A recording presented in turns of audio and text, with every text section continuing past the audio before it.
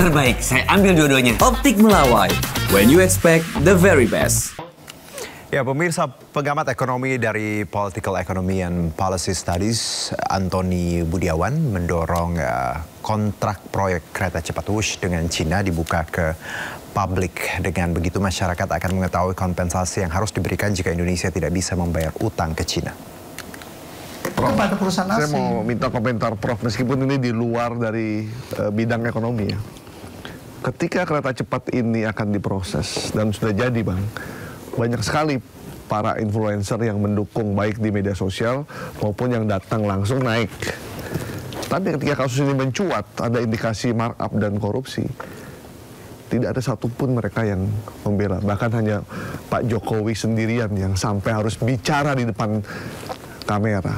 Ini fenomena apa nih? Apakah masyarakat juga merasakan hal yang sama dengan Prof, bahwa kayaknya nggak benar, kayak ditipu kita nih gitu? Atau apa, Prof? Kenapa semua pada diam, sebelumnya semua mendukung? Ini menarik. Semuanya pada saat itu kalau mereka masih bisa membantah, mereka membantah. Ini bagus, ini manfaatnya memberikan kepada rakyat dan sebagainya begitu. Mereka masih memberikan. Tetapi sewaktu saya memberikan data minggu lalu di iNews, semua pada terdiam. Dia mau bicara apa lagi kalau memang pada saat itu merugikan keuangan negara? Nah, inilah sebetulnya breakthrough-nya, semuanya itu pada diam karena dengan data itu dia tidak bisa bantah. Nah, jadi semua yang pembela-pembela, influencer apa segala, kalau begitu dikasihkan data, kalau kita bicara tanpa data, maka mereka bisa berkelit semua. Tapi begitu dikasihkan data, mereka tidak bisa lagi. Makanya kritik saya selama ini, ya kurang lebih 10 tahun ini, selalu saya memakai data. Ada yang ini kan ke saya, buzzer-buzzer itu, nggak ada. Tidak ada. Saya memberikan data, misalkan IKN melanggar. Nggak ada yang ini kan ke saya, menyerang saya gitu. Saya mengatakan IKN ini adalah perampasan, saya bilang aneksasi. Pemerintah pusat kepada daerah. Saya bisa menceritakan apa yang dimaksud dengan itu. Itu tanah dari kabupaten itu direbut oleh pusat. Dan pusat tidak boleh mempunyai lahan, memiliki tanah. Dia boleh memiliki hak guna bangunan dan sebagainya, dia boleh. Tetapi mereka bayar pajak PBB-nya tetap ke pemerintah daerah. Artinya dia tidak memiliki lahan itu. Yang memiliki lahan adalah kabupaten dan kota terkecil. Even provinsi aja tidak. Bagaimana sekarang otorita itu, ya, yang IKN itu, dia itu ngerampas, dia memiliki 256 hektar seolah-olah dia yang memiliki. Lalu PBB-nya bayar kemana? Ke dia, ke APBN. Ini kan namanya aneksasi, harusnya ke mereka. Pemda. Nah, bentuknya otorita. Jadi di Indonesia tidak ada pemerintah daerah, bentuknya adalah otorita. Daerah di Indonesia terdiri dari provinsi, kabupaten, dan kota. Secara konstitusi. Kan dulu otorita. Sudah pernah dibentuk otorita Batam, Prof. Lah, itu lain. Itu administratif. Tapi kan ada Pemda Batam. Kalau kita bayar PBB ke mana? Pemda Batam. Pemda, bukannya ke otorita. Boleh otorita, kita juga ada otorita Labuan Bajo. Kita juga ada otorita Danau Toba. Nggak apa-apa, itu administratif. Dia mengelola satu itu. Tetapi tanah yang itu dimiliki oleh kabupaten. Nah, ini diambil ini. Nah, itu baru dari satu sisi kepemilikan ya? Iya. Belum yang lain. Nah, saya menceritakan gitu, saya bilang begitu. Nah, kalau seandainya memang mau itu, ya kita diskusikan. Saya memberikan satu data dengan satu pemikiran dan alasan-alasan yang argumentasi yang mendukung ke situ gitu kan. Kalau Anda bisa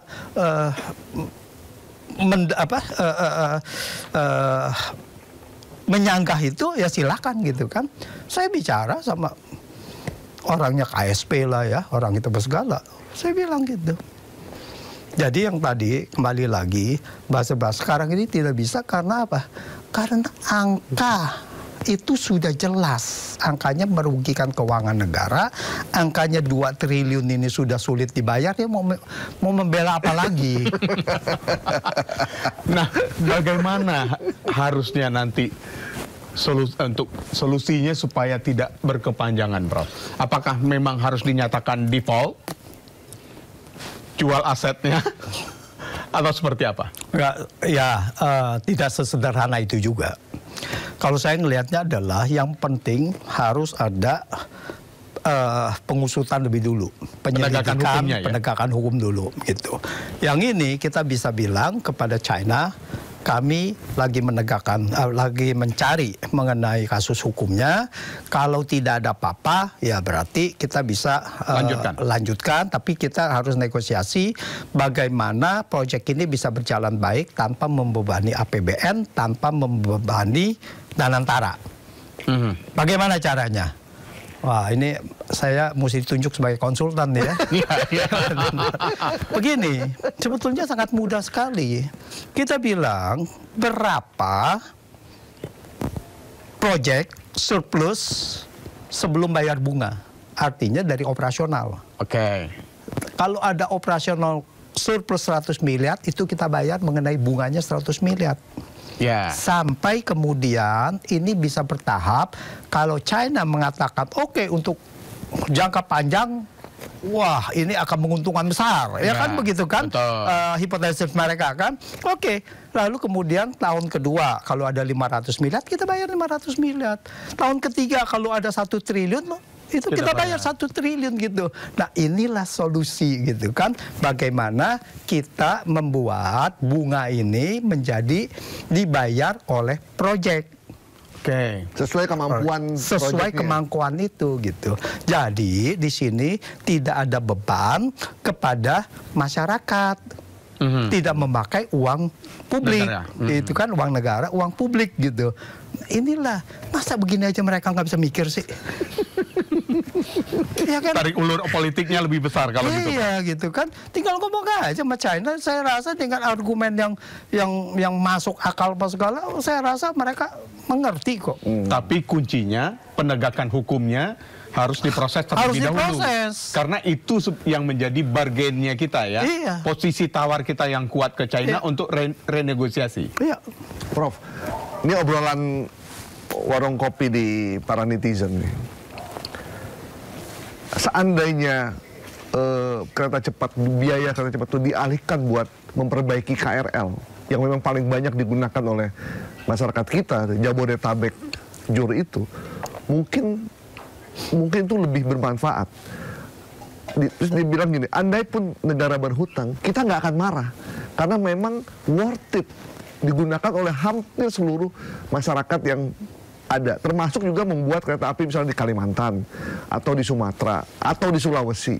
Mungkin masyarakat nggak akan rewel seperti sekarang. Prof setuju dengan itu? Iya, tetap aja kita harus rewel kalau dikorupsi kan. Iya, betul. Intinya kan ke situ. Kita sekarang rewel kan karena ada dugaan-dugaan yang tidak benar kan gitu. Ada pemenangan proyek yang sepihak kan gitu kan. Itu yang kita kritisi gitu. Kalau ini proyeknya clean, ya ini adalah keputusan pemerintah yang sah, yang kita harus nggak bisa apa-apa gitu, memang harus ditanggung gitu. Tapi ini ada dugaan-dugaan yang tidak benar gitu. Meskipun itu KRL apa segala, ya kalau dikorupsi kan kita tidak mau juga kan itu. Nah, memang kalau kita lihat bahwa manfaatnya sebetulnya apa sih? Ya transportasi adalah satu hal. Yang kemarin Sulawesi yang dikorupsi juga. Iya betul. Jadi apa gitu kan? Nah ini masalahnya kan kita juga nggak rela itu Trans Sulawesi, nggak jadi proyek juga kan, nggak jadi juga. Ya sedikit lah ya sudah terbangun gitu. Nah ini masalah di kita gitu. Jadi ya memang dilihat kepentingannya di mana, bahwa kepentingannya lihat kalau perkotaan seperti MRT kan jelas bahwa yang ini kan Pemprov ya, pemerintahan provinsi DKI misalkan ikut menyumbang, ikut mensubsidi, memberikan subsidi dan sebagainya, itu jelas gitu. Dan lihat berapa banyak gitu. Jangan seperti yang sembarangan LRT yang di Palembang, masalah juga gitu kan. Terus udah begitu apa kita bilang? pembangunan ini, pembangunan SEA Games. Bukan bandara. Ya. Sekarang kita ada di Tapanuli Utara yang saya tahu nih. Kita ada yang namanya Bandara Silangit. Ya. Nggak jauh dari situ mau dibikin lagi yang namanya Bandara Sibiza. Cuman jaraknya 2 kilometer saja. Berapa kilometer aja, sangat dekat sekali. Ini apa-apaan? Ini kan penghamburan uang rakyat, miliaran yang di situ gitu. Ada kepentingan apa? Karena ada satu kepentingan di situ, dia harus dibikin bandara. Kenapa tidak langsung ke Silangit aja yang sudah ada gitu? Nah, ini kan harus kita lihat konsep dari bagaimana itu kebetulan bandara ya sama juga dengan transportasi darat. Transportasi darat, kereta api dan sebagainya, komuter dan sebagainya gitu. Itu semuanya harus diperhatikan seperti hal Prof begitu. sempat memperhatikan juga soal pembangunan infrastruktur bandara yang sangat banyak di era 10 tahun Pak Jokowi. Oh iya. Salah satu Kertajati. Iya. Maksudnya yang banyak apa? Yang banyak mangkrak. Harus diperjalan. Nggak laku maksudnya. Yang akhirnya jadi museum. Iya, Kertajati. Terus kemudian yang di Blora juga. Iya. Tapi ada beberapa ada. IKN. Ini kan mangkrak juga IKN. Udah 100 triliun masuk ke situ. Hampir 100 triliun gitu. Mangkrak. Investornya kan sudah ada katanya, Prof. Hah? Nah itu dia. Itu dia kan digadang-gadang investor ngantri apa segala. Ini yang pembohongan yang harusnya tidak boleh terjadi gitu. Ini yang harusnya diberikan sanksi gitu. Kalau pembohongan ini kan sudah terbukti pembohongan ini. SMA, IKN, investor udah ngantri. Ini negara apa? Nguber-nguber investor sampai ke Amerika, Elon Musk sampai ke sampai ke Saudi Arabia gitu kan. Diterimanya dengan t-shirt aja. Ini apa? Ini sudah tidak ada harganya. Kita punya negara itu. Nah, bagaimana kita bisa menindaklanjuti proses hukumnya kalau seandainya ini masih B2B, ya, dan auditnya seperti apa yang harus dilakukan? Bahwa untuk menyatakan bahwa memang ada markup, kerugiannya sangat jelas, gitu, Prof?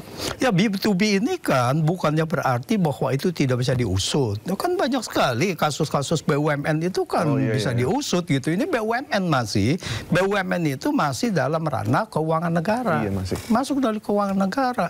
Mulai Pasti dari bisa situ diusut. harusnya Iya. KPK ya, Prof, Iya. ya?